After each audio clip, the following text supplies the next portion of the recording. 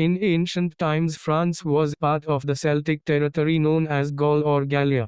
Its present name is derived from the Latin Francia, meaning country of the Franks, a Germanic people who conquered the area during the 5th century, at the time of the fall of the Western Roman Empire. Following the aftermaths of the Revolution of 1789 and the abolishment of the monarchy, the First Republic of France is established on September 22 of 1792. France was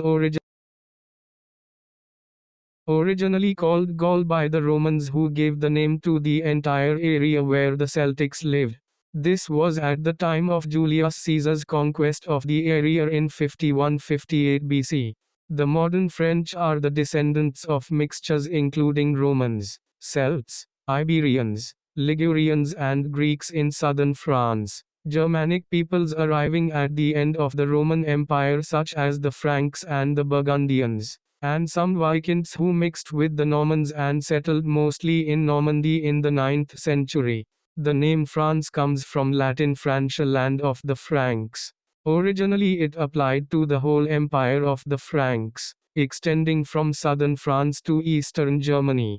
The oldest traces of human life in what is now France date from approximately 1.8 million years ago.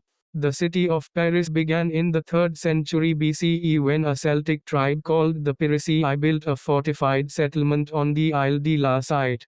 The Romans conquered the Parisii in 52 CE and they built a town on the river Seine. The Romans called Paris Lutetia. In the 4th century, the Franks, which is where the name France comes from, began to take power. In 768, Charlemagne united the Franks and began to expand the kingdom. He was named the Holy Roman Emperor by the Pope and is today considered the founder of both the French and German monarchies. This is the most popular nickname of France. The name La France began in the 5th century when different Frankish kingdoms succeeded in the Roman invasion of Gaul. The name France came from the word Frank, which means free man. It denoted the Frankish people. Gaul, Latin Gallia, was a region of Western Europe first described by the Romans. It was inhabited by Celtic and Aquitani tribes, encompassing present-day France, Luxembourg, Belgium, most of Switzerland, and parts of northern Italy, the Netherlands, and Germany, particularly the west bank of the Rhine. Gaul, French Gaul, Latin Gallia, the region inhabited by the ancient Gauls, comprising modern-day France and parts of Belgium, western Germany, and northern Italy. Perhaps the first thing that comes to your mind when you think of France is the Eiffel Tower. However, France has much more to offer than just the tourist attractions. As one of the world's oldest countries, France has a rich and fascinating history, including epic events like the Roman conquest of Gallia or Gaul France, the French Revolution, Napoleonic Wars and the 100 Years' War, as well as influential figures like Marie Antoinette, Charles de Gaulle, Louis XIV and Napoleon Bonaparte that left their mark on modern-day France. Starting in the Middle Ages, it evolved through kingdom, empire and eventually, into a republic. So, it comes as no surprise that its history is shaped by revolution, conflict and conquest. Cultural influences as diverse as English, Scandinavian, Roman and Celtic are woven into the country's rich heritage. Culturally and historically among the most important nations in the Western world, France has played such an important role in the development of the European civilization. Before Marie Antoinette married Dauphin Louis XVI in 1770, the situation in France was already beginning to become disordered. The peasants, which made up about 90% of the population at the time, were treated unfairly and began to feel frustrated and upset with the monarchy.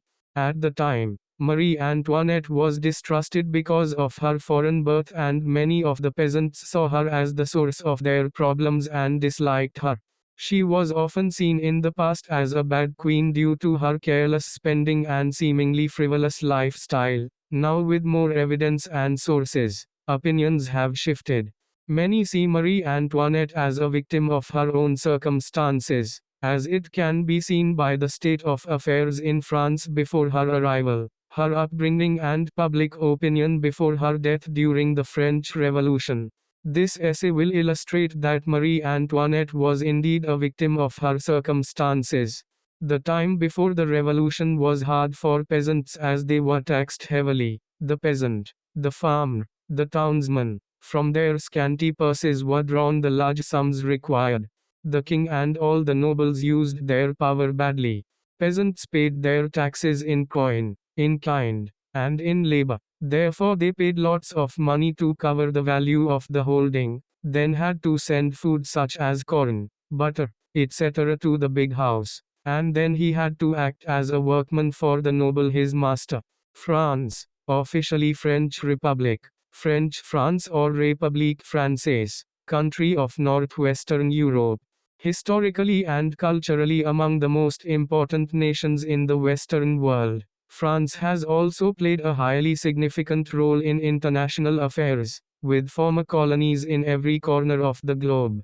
Bounded by the Atlantic Ocean and the Mediterranean Sea, the Alps and the Pyrenees, France has long provided a geographic, economic, and linguistic bridge joining northern and southern Europe. It is Europe's most important agricultural producer and one of the world's leading industrial powers. France is among the globe's oldest nations, the product of an alliance of duchies and principalities under a single ruler in the Middle Ages. Today, as in that era, central authority is vested in the state, even though a measure of autonomy has been granted to the country's regions in recent decades. The French people look to the state as the primary guardian of liberty, and the state in turn provides a generous program of amenities for its citizens, from free education to health care and pension plans. Even so, this centralist tendency is often at odds with another long-standing theme of the French nation, the insistence on the supremacy of the individual. On this matter, historian Jules Michelet remarked, England is an empire, Germany is a nation, a race, France is a person. Statesman Charles de Gaulle, too, famously complained, only peril can bring the French together. One can't impose unity out of the blue on a country that has 265 kinds of cheese.